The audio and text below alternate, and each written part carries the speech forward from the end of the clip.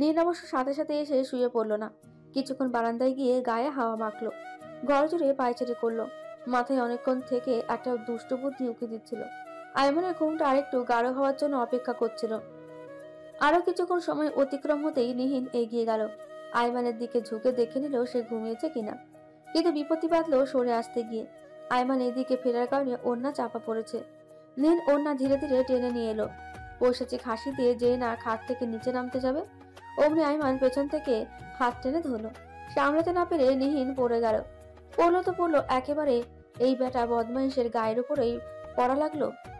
হতচকিত কে আগে হতচকিত কে আগে হলো বা কার আগে হওয়া উচিত এত কিছু ভাবার সময় নেই।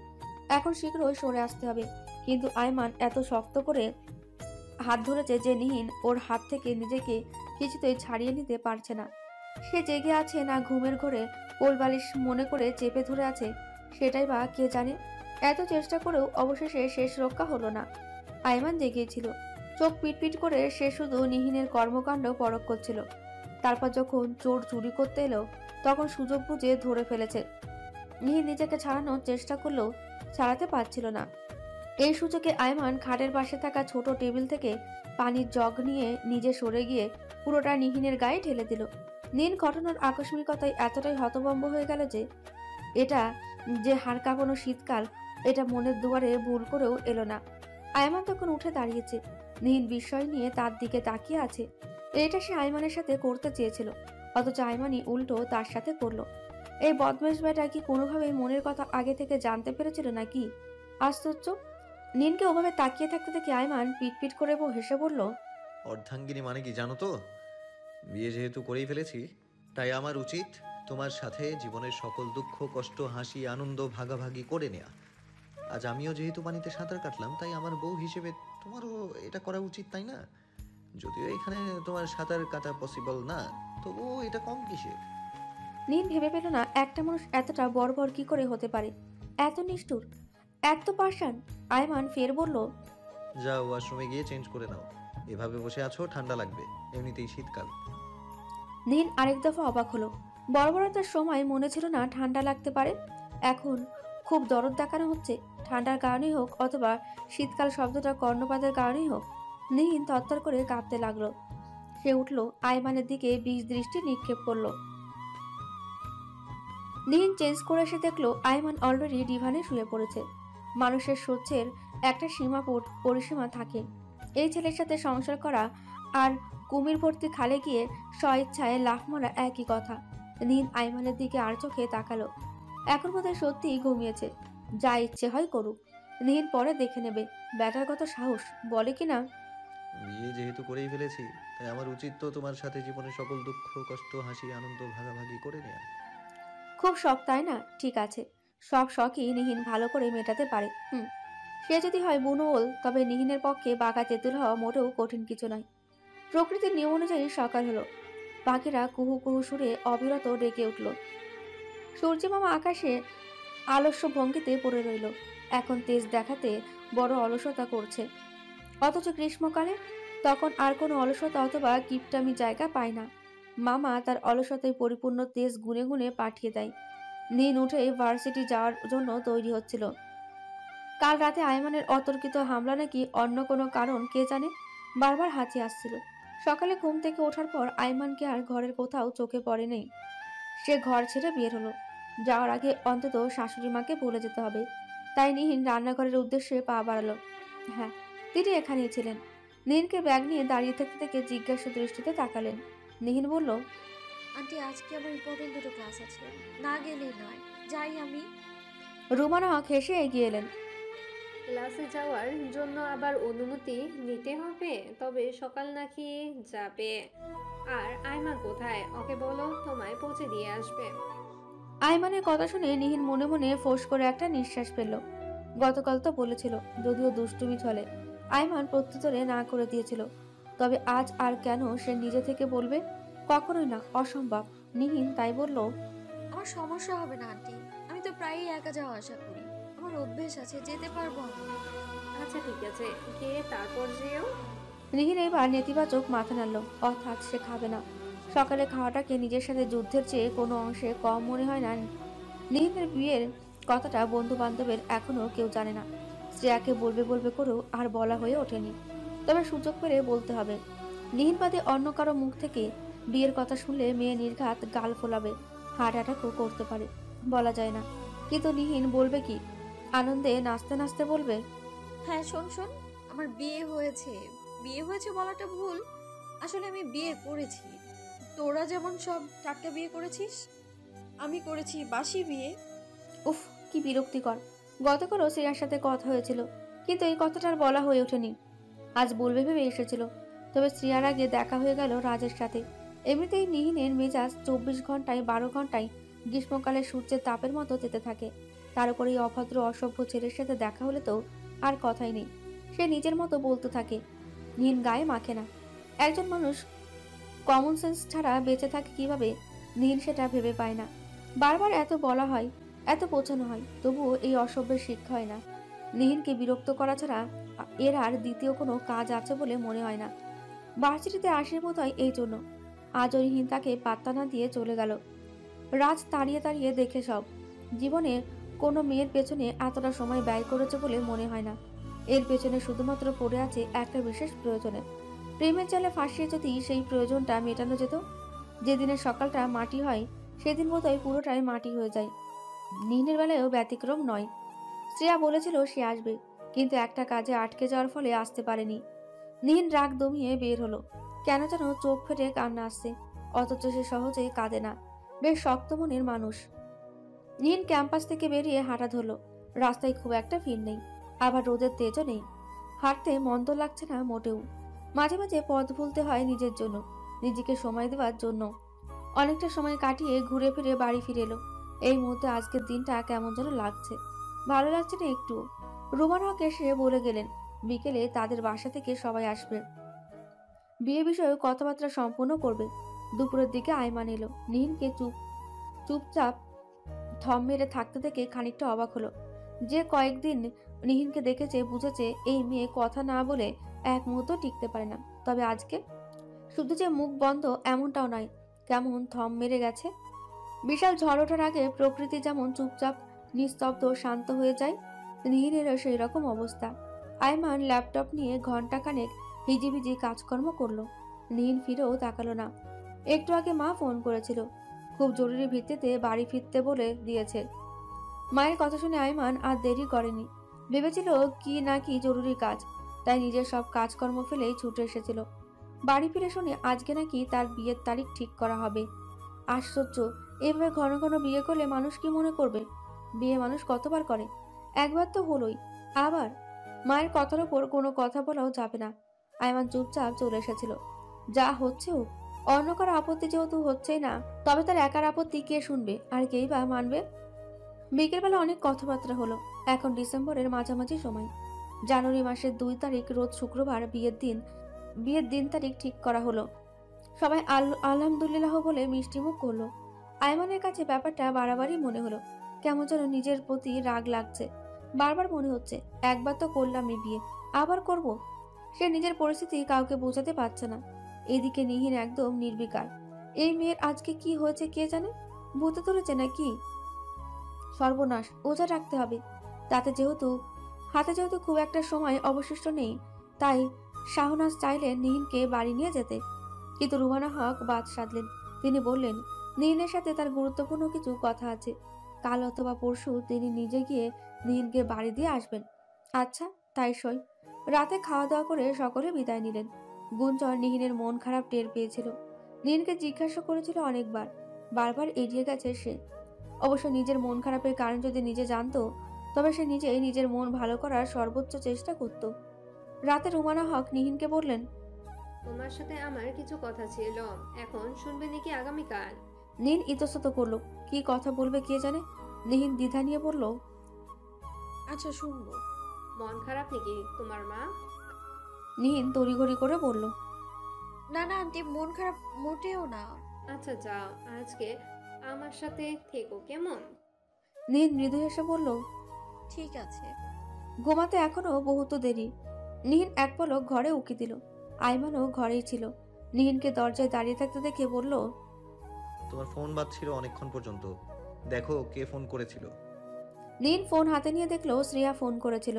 নিহিন মনে মনে বলল, শয়তান মেয়ে কোথাকার, আবার ঢং করে ফোন দিচ্ছে। ফোন দেওয়ার কি দরকার? আমি কি হই তোর? যা না গিয়ে স্বামীর কোলের মধ্যে বসে থাক। নিহিন আর কল ব্যাক করলো না। ছোট্ট একটা মেসেজ পাঠিয়ে ফোন সাইলেন্ট করে রাখলো এবং চলে যেতে উদ্যত হলো। আইমান পেছন থেকে ডাকলো হঠাৎ। নিহিন, নিহিন ঘুরে তাকালো, বলল। হুম? আইমান এক মুহূর্ত কিছু ভেবে বলল, গতকালের জন্য সরি। সরি কেন? ওভাবে পানি ঢেলে দেওয়া উচিত হয়নি। নিহিন হেসে বলল, তাহলে আমারও তো সরি বলা উচিত। আমিও তো তোমাকে পানিতে ধাক্কা দিয়েছি। তবুও তুমি বাচ্চা মানুষ, তোমার সাথে তাল মেলাতে গিয়ে আমার এটা করা উচিত হয়নি। কিছু অনুতপ্ত শোনালো আইমানের কণ্ঠস্বর। নিহিন কিছুক্ষণ ভ্রু কুচকে তাকিয়ে রইল, তারপর হো হো করে হেসে উঠল। আইমানকে বলল, ওহো, তোমার মুখে সরিটা ঠিক মানাচ্ছে না। আইমান ভালোই ভালো নিজের ভুল বুঝে নিহিনকে সরি বলল, অথচ এই সিটিয়াল মেয়ে কিনা শয়তানি হাসি এসে বলতেছে তার মুখে সরি মানাচ্ছে না। এতে আবার বেমানানের কি আছে? ভুল করেছে, ক্ষমা চেয়েছে, ব্যাস ঝামেলা মিটে গেছে। আইমানের সেই ক্ষমতা থাকলে নির্ঘাত সে সরিটা ফিরিয়ে নিত। সেটা যেহেতু সম্ভব নয়, তাই সে নিহিনকে শান্তভাবে বলল। ঠিক আছে, তুমি যেখানে যাচ্ছিলে যাও। নিহিনও আর কোনো জবাব না দিয়ে চলে গেল। আইমান শুধু তাকিয়ে থেকে সবটা হজম করলো। মনে মনে বলল, দুই রত্তি মেয়ের কি তেজ! বাবারে বাবা, তেজ দিয়ে মানুষজন উড়িয়ে দেবে। আইমানের সাথে কথা শেষে নিহিন সরাসরি শাশুড়ি মায়ের ঘরে গেল না। ধীর পায়ে পুরো বাড়ি চক্কর দিল। এক পলক ছাদে গিয়ে ফুল গাছগুলো দেখে এলো। ফের ডাইনিং এ আসতেই রুমানা হকের সাথে দেখা হলো। তিনি নিহিনকে উদ্দেশ্য করে জিজ্ঞেস করলেন, এত রাতে এই ঠান্ডার মধ্যে ছাদে গিয়েছিলে? হ্যাঁ, একটু ঘুরে এলাম। ভালো করেছো। তোমার আঙ্কেলের সাথে আমার যখন বিয়ে হয় তখন আমারও এভাবে ছাদে গল্প করতে করতে রাত কাভার করে ফেলতাম। এখন মনে হয় কি যে এত গল্প করতাম আমরা। নিহিন মুখ ফসকে বলে ফেলল। অনেক বেশি রোমান্টিক ছিলেন বুঝি আপনারা? তারপর কথাটা তার নিজের বোধগম্য হতেই জিভ কাটল। দ্রুত গতিতে বলল, সরি সরি, আপনি কিছু মনে করবেন না। কি থেকে কি বলে ফেলেছি, I am so sorry. Rumana Haq উচ্চস্বরে হেসে উঠলেন। হাসির গতি সামান্য কমলে বললেন, এভাবে সরি বলছো কেন? আমরা যতটা না রোমান্টিক ছিলাম তার থেকেও বেশি একে অপরকে বুঝতাম এবং বোঝার চেষ্টা করতাম। তারই পরিপ্রেক্ষিতে হয়তো আর এতগুলো বছর এখনো একসাথে রয়েছে। নিহিন কিছু বলল না, শুধু মৃদু হাসল। তিনি নিহিনকে সাথে নিয়ে নিজের ঘরে এলেন। মাথায় হাত বুলিয়ে দিয়ে মমতা ভরা কণ্ঠে বললেন, নিজের অধিকার কখনো ছাড়তে নেই। যেটা তোমার পৃথিবীর যে কোনো কিছুর বিনিময়ে সেটা তোমারই হোক, সেটা তোমার ভালোবাসা, তোমার জীবনের বিশেষ কেউ অথবা যে কোনো জিনিস। বুঝেছো মা? আমি তোমাদের কথা বলছি। যেহেতু আগাম কোনো কথাবার্তা ছাড়া তোমাদের বিয়ে হয়ে গেছে, তাই দুজনেরই অভিমান থাকতে পারে। তবে অভিমানের জায়গাটাতে বেশি বিতৃষ্ট করো না। আমি জানি আমার ছেলেটা এত বেশি গুরু গম্ভীর আর কাঁচা আলগা ধরনের, তবে তুমি মায়া দিয়ে আটকে রেখো যাতে করে কখনো বেরোবার পথ না পায়। নিহিন বেশ ভালো রকমের দমে গেল। এত কঠিন কঠিন কথা তার মাথায় ঢোকে না। আর সবচেয়ে বড় কথা, মুখে বলা যতটা সহজ, বাস্তবে করা ঠিক আসলে ততটা সহজ। সে মায়া দিয়ে আটকাবে পারবে? এভাবে মানুষ আটকে রাখা সম্ভব? হয়তো সম্ভব, নয়তো তিনি বলবেন কেন? রোমান হক আর কোনো কথা বললেন না। তা যতটুকু বলার দরকার ছিল তিনি বলে দিয়েছেন। নিহিন নির্বাক রয়েছে, তার মনে সে কথাগুলো বুঝতে চায়, ভেতর থেকে উপলব্ধি করতে চায়। তিনি নিহিনকে বোঝার জন্য সেই জায়গাটুকু দিয়ে নিজে শুয়ে পড়লেন। ভাবনার মূল বিষয়টা খোদাই করে দিয়েছেন, বাকিটা নিজে নিজের মতো করে সামলে নেবে, এইটুকু বিশ্বাস তিনি মেয়েটার ওপর রাখবেন। সকালে ঘুম থেকে উঠে রুমানা হক নিহিনের কাছে জানতে চাইলেন সে আজ বাড়ি ফিরে যাবে নাকি 2 দিন পর যাবে। নিহিন নিজে থেকে জবাব না দিয়ে এটা তার উপর ছেড়ে দিল। তিনি উত্তরে বললেন, আচ্ছা, তবে আজ যাও, আর তো মাত্র কয়েকটা দিন, তারপর তো স্থায়ীভাবে চলে আসবে। আমি আমানকে বলে দিচ্ছি, ও তোমাকে বাড়ি পৌঁছে দিয়ে আসবে। মনের ভিতর খুব রেখো না, বাড়িতে গিয়ে আনন্দ উল্লাস করো। গতকাল সম্ভবত তোমার মন খারাপ ছিল। গুঞ্জন ব্যাপারটা লক্ষ্য করেছিল, আমাকে বারবার জিজ্ঞাসা করছিল। আমি আর কি বলবো, উল্টো উত্তরটা তো আমার নিজেরও জানা নেই। নীল ইতস্ততভাবে বলল, না না, ওইরকম কিছু না। আচ্ছা ঠিক আছে, আমি আয়মানকে বলিনি। নিহিন বাধা দিয়ে বলল, আন্টি আমি একা চলে যাই। আমার ছেলেটা বুঝি এত পাজি যে ওর সাথে যাওয়া যাবে না? কিছু বললে সোজা আমার কাছে বিচার দিবে, আমি ওর কান মলে দিব। এরপর আর কোনো কথা বলার থাকে না। নিহিনকে আইমানের সাথেই যেতে হলো। ও বাড়ি থেকে বিদায় নিয়ে গাড়িতে উঠল। চলতি পথে দুজনেই চুপচাপ। নিহিন বেশিক্ষণ চুপচাপ থাকতে পারে না। সামান্য কিছু বলার জন্য কোনো বাহানা খুঁজছিল, কিন্তু এমন একটা পরিস্থিতি মস্তিষ্ক একদম ফাঁকা। তারপর আচমকা দুজনেই একসাথে বলে উঠল, শোনো। নিহিন হেসে উঠল। আইমানও নিঃশব্দে হাসল। কে যেন বলেছিল, এভাবে হুট করে কথার মিলন মানে মনের মিলন। নীল মনে মনে হেসে কুল কিনারা পেল না। তার সাথে এই বদমাইশের মনের মিলন অসম্ভব। এদিকে আইমানের ভাবনাও একই, তার সাথে এই সিটিয়াল মেয়ের মনের মিলন অসম্ভব। দুজন দুজনকে সম্বোধন করার পরও কিছু বলা হয়নি। তাই আইমান পুনরায় জিজ্ঞেস করলো, কি যেন বলবে, বলো। নিহিন কি বলবে? সে তো এমনিতেই ডেকেছিল, ব্যাপারটাকে চাপা দিতে বলল। ভুলে গেছি, তুমি বলো। আইমান খাপছাড়া ভঙ্গিতে বলল। এমনি। নিহিন তেলে এসে বলল, এমনি বললেই হলো নাকি? এমনি এমনি কিভাবে কেউ কাউকে ডাকতে পারে? তাহলে কেউ কিভাবে কথা ভুলে যেতে পারে? কারণ ওটা এমন কোনো ইম্পর্টেন্ট কথা ছিল না। আইমানও তেজা গলায় বলল, আমারটাও এমন কোনো ইম্পর্টেন্ট কথা নয়। এমনি জিজ্ঞেস করতে চাইছিলাম, আজকে ক্লাস ছিল না, গেলে না যে? প্রতিদিন যাই না, যেদিন আমার বন্ধু বান্ধব সবাই আসে শুধু সেই দিন যাই। ও আচ্ছা। স্বল্প দীর্ঘ এই পথে তাদের আর কোনো কথা চলো না। চলতি পথপ্রান্তর সড়ক, কিন্তু ও পথেই এগিয়ে যাওয়া দুটি মানুষ নীরব। বলার মতো কিছু ছিল না।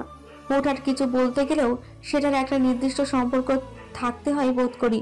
আইমান নিহিনের মধ্যে সম্পর্কের সেই ভিতটা এখনো মজবুত হয়নি। সে ভিত গড়তে এখনো অনেকটা সময় প্রয়োজন, অনেক সাধনার প্রয়োজন। যাই হোক, আইমান নিহিনের বাড়ির সামনে এসে ব্রেক কষল।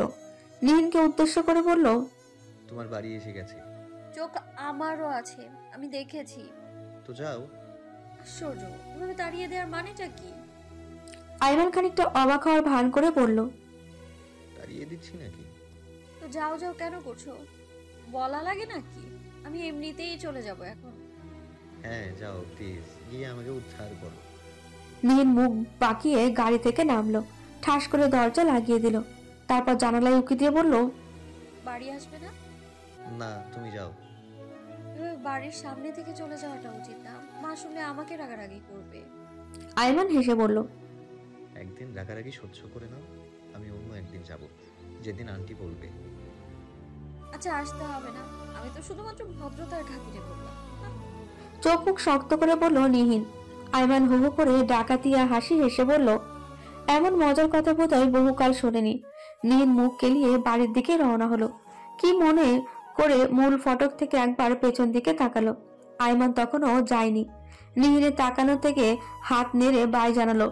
নিহিন উত্তরে কিছুই বলল না, চুল উড়িয়ে চলে এলো। আইমান বিড়বিড় করে বলল, আসলে পাগল নাকি? সেই আগের মতোই কি বলে কি করে, আচ্ছা সেই আগের মতোই কি বলে কি করে, কোনো ঠিক ঠিকানা নেই। একটা বাড়ির প্রাণ সেই বাড়িতে অবস্থান করা প্রতিটা মানুষ। একজন মানুষের অনুপস্থিতিতে কেমন সব গ্রীষ্মের দুপুরের মতো খা খা করে। নীলের অনুপস্থিতিতেও তার বাড়ির মানুষগুলো খরায় ভুগছিল। আজ এসে যেন বাড়ি প্রাণ ফিরিয়ে দিয়েছে। ইমাদ বাড়িতেই ছিল, নীলকে দেখে বারবার খোঁজাচ্ছিল। এমনিতে তো এসে আমাদের আদরের ভাগ বসিয়েছিস, ভেবেছিলাম এইবার বুঝি আমি আমার আদর ঠিকঠাক পাবো। তা না, এই কন্যা এসে হাজির, সমস্যা নেই। আর তো মাত্র 13 দিন, তারপর পাক্কাপোক্তভাবে বিদায় করবো তোকে। বেশি বেশি কথা বলে সব সময়। আমি চলে গেলেও আমার ভালোবাসার ভাগ পাবে না কোনোদিনও, বুঝেছো? 13 দিন কেন, 13 যুগেও কিচ্ছু হবে না। এইভাবে তোমার বরকে সামলাও তো, না হয় আমার সাথে আজকে এটার খুনাখুনি হয়ে যাবে কিন্তু। গুঞ্জন এসে ইমাদকে ধমকে নিহিনকে নিয়ে গেল। দুজনে অনেকদিন পর গল্পের ঝুড়ি খুলে বসলো। গুঞ্জন মিটিমিটি হেসে বারবার আইমানের কথা জিজ্ঞেস করছিল। নীল হতাশ হয়ে বলল, কি শুরু করলে বলো তো? ওই বদমাইশের কথা এত কেন জিজ্ঞেস করো? বাসায় আসতে বলেছি, জানো কি বলে? কি কি বলে? উদ্বিগ্ন কণ্ঠে জিজ্ঞেস করে গুঞ্জন। বলে যে আন্টি বলে তারপর যাব। গুঞ্জন গালে হাত দিয়ে চোখ পিটপিট করে তাকালো, মুচকি এসে বলল, আচ্ছা, এই জন্যই বুঝি আমার ননদিনীর মন খারাপ। ইস, আমি ভাইয়াকে ফোন করে বুকি দিবা আচ্ছা মতো। এত সাহস! মিষ্টি মেয়েটাকে কষ্ট দেয়। নীল সাপের মতো হিসিয়ে বলল, ভাবি, আমি বুঝেছি ননদিনী, থাক কান্নাকাটি করো না। আজ বাদে কাল বিয়ে, কান্নাকাটি করে চেহারা নষ্ট করো না। আমি ভাইকে বলে দিব, নিশ্চিন্তে থাকো। না এসব ঠিক না, বিয়ে করার প্যারা আছে, নিহিন জানতো। তাই বলে এত প্যারা? এখানে আর এক মুহূর্ত বসে থাকা যাবে না। নিহিন উঠে চলে গেল। ভেবে নিল এই বাড়িতে যতক্ষণ আছে ততক্ষণ ভাবিজির থেকে 10 হাত দূরে থাকতে হবে, নয়তো এইরকম প্যারা সে নিতেই থাকবে। অবশ্য গুঞ্জন একলা নয়, মা থেকে শুরু করে আশেপাশের প্রতিবেশীরাও নতুন বিয়ে সংসারের কথা জিজ্ঞেস করতে করতে কান পচিয়ে ফেলছে। নীল ধ্যাত্তারিকে বলে বলে সব কাটিয়ে দিচ্ছে, কিন্তু কতক্ষণ? তার চেয়ে ওই বাড়ি ভালো ছিল। আয়মানের হাতে আজ সেই রকম কোনো কাজ ছিল না। বাড়ি ফিরে কাজেরই মেলগুলো চেক করছিল। হঠাৎ মনে পড়লো সেদিন ম্যানেজারের দেওয়া চিঠিটা। সে বলেছিল কোনো একটা মেয়ে নাকি পাঠিয়েছে। পরে কাজের ভিড়ে ভুলে গিয়েছিল। আয়মান উঠে দয়ার থেকে কয়েক রকম কাগজ কেটে ওই কাগজ হাতড়ে বের করলো। সম্বোধনবিহীন এক পৃষ্ঠার চিঠি। কে দিয়েছে কে জানে। আয়মান পড়তে শুরু করলো। আসলে কি বলবো, কোথা থেকে শুরু করব বুঝতে পারছি না। এদিকে আমার হাতে বেশি সময়ও নেই। বিয়ের আগে যদি একবার আপনার সাথে যোগাযোগ করার সুযোগ পেতাম, তাহলে হয়তো আমার সমস্যা আমি আপনাকে বোঝাতে পারতাম। বিয়েতে আমার একদমই মত নেই। অন্য কোথাও যে সম্পর্ক আছে এমনটাও নয়। এমন অবস্থায় বিয়ে করা অথবা একটা সংসারে নিজেকে মানিয়ে নেওয়া আমার পক্ষে সম্ভব নয়। আপনি সংসারকে ঘিরে অনেক জল্পনা কল্পনা সাজিয়েছেন, কিন্তু সেটাকে বাস্তবে রূপ দিতে পারছি না। আমি আন্তরিকভাবে দুঃখিত। পালিয়ে যাওয়া ছাড়া অন্য কোনো উপায় আমার জানা থাকলে আমি সেটাই করতাম। অপরাধ মার্জনা করার অনুরোধ রইল। আপনার দেওয়া চিরকুটটা আমি যত্ন করেই নিজের কাছে রাখলাম। তাচ্ছিল্য করবেন না এই ভেবে যে যেখানে আপনাকে যত্ন করার কথা ছিল সেখানে আপনার সামান্য লেখা যত্ন করছি।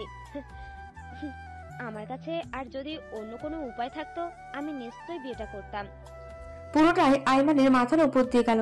সে চিঠিটা একবার নয় 2 বার পড়ে সারমর্ম বোঝার চেষ্টা করলো। যা বুঝলো সেটাতে আরো দিশেহারা লাগলো। ওই মেয়েটা এসব বুজুং বাজুং লিখেছে কোন দুঃখে? আর আয়মানি বা কোন দুঃখে চিরকুট লিখতে যাবে? হঠাৎ চিরকুটের কথা মনে পড়তেই আরিশের কথা মনে পড়ে গেল।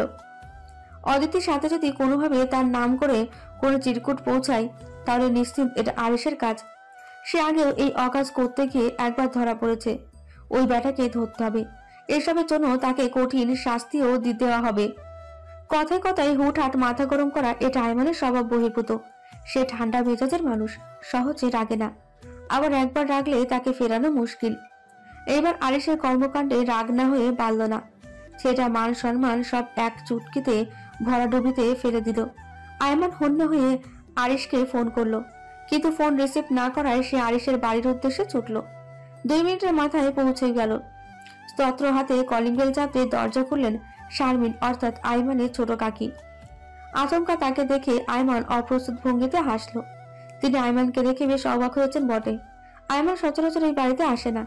বিষয় কাটিয়ে নিয়ে বললেন, কি খবর বাবা, তুমি হঠাৎ? এসো না, ভিতরে এসো। তিনি দরজা থেকে সরে দাঁড়াতেই আয়মান বলল, কাকি, আরিশ বাসায়? ওকে একটু ডেকে দেবেন? ডেকে দেবো আবার কি, তুমি ভেতরে এসো তো। অগত্যা আয়মানকে ভেতরে আসতে হলো। দিশা আয়মানকে দেখেই নিহিনের কথা জিজ্ঞেস করলো। তার পরীক্ষার কারণে সে গত 2 দিন ও বাড়িতে যেতে পারেনি, যার কারণে নিহিনের সাথে দেখা হয়নি।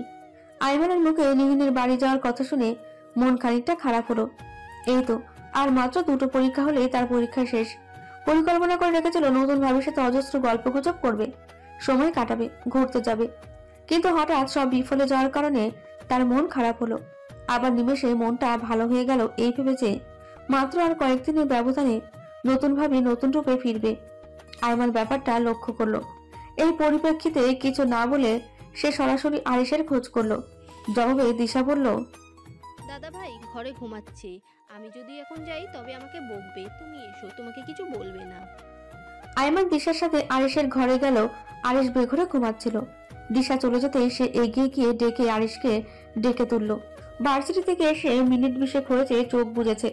এরই মধ্যে ডাকাডাকি করছে কে? এত স্বাদের ঘুম, এত স্বাদের স্বপ্ন। আরিশ করা ধমক দিতেই উদ্যত হলো, কিন্তু চোখ খুলে আইমানকে দেখে সেই হাউসটা তৎক্ষণাৎ চাপা পড়ে গেল। ভীতস্বরে বলল, ভাই তুমি এই সময় কোনো জরুরি তলব নাকি? বিকেল হয়ে গেছে, ক্যারাম খেলতে যাবা? আইমান ভাইয়ের কথা ধার দিয়েও গেল না।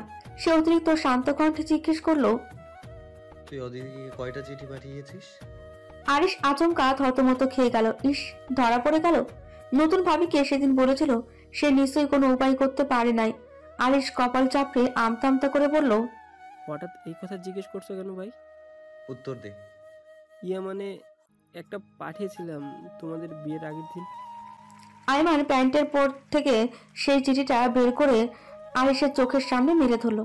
আরিশ প্রথম 2 লাইন পরেই বুঝে গেল। মাথা আঁচলকে বোঝা বোকা বোকা হাসলো। আইমান কঠিন চোখে তাকালো, বলল, কাজটা কি ঠিক হলো? তুই যে এসব করেছিস আমার অনুমতি নিয়েছিস? অনুমতি চাইতে গেলে তুমি দূর দূর করে বিদায় করতে ভাই। আইমান যতটুকু রাগ নেশেছিল তার বহিঃপ্রকাশ ঠিকঠাক মতো করতে পারল না। থমথমে গলায় আরিশকে বলল, এসব পাগলামি মোটেও করিস না। পাগলের মতো কাহিনী করে আমায় ফাঁসালি, এখন কি করবি? আরিশের জবাবের অপেক্ষা না করে আইমান চলে যাচ্ছিল। আরিশ গায়ের কম্বল ফেলে দ্রুত আইমানের পিছু নিল। তড়িৎ বেগে বলল, ভাই আমি ওই আপুকে খুঁজে বের করব, বলবো যে এই কাজ আমি করেছি। এতে আমার মহামান্য ভাইয়ের কোনো দোষ নেই, কোনো দায় নেই, ঠিক আছে? আইমান হাঁটতে হাঁটতেই বলল, হ্যাঁ, তারপর আমার সামনে আসিস।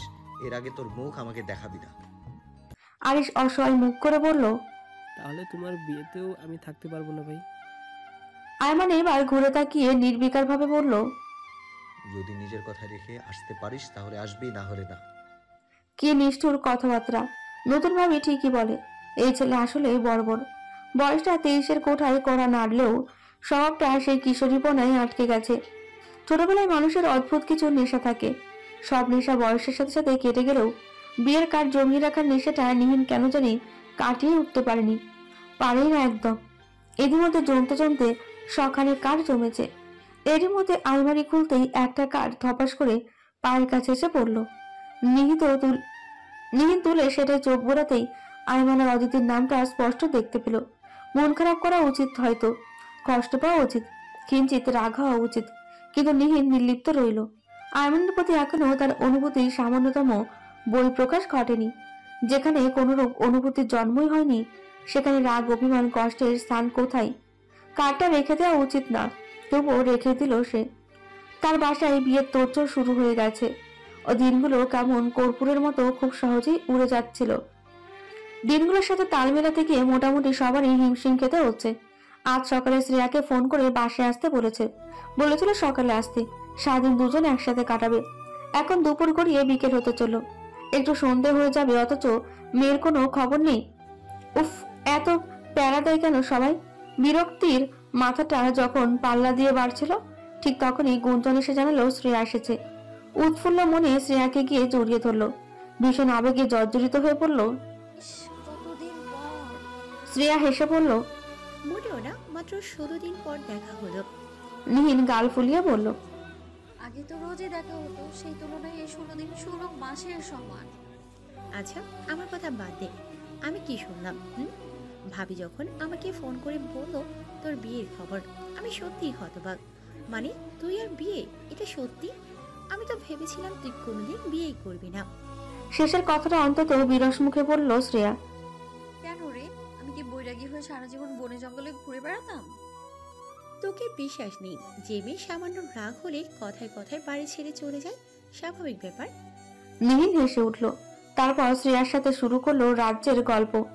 গুঞ্জন এসে যোগ দিল। শ্রেয়াকে সাথে নিয়ে নিহিনকে খেপাতে এক বিন্দুও ভুল করলো না।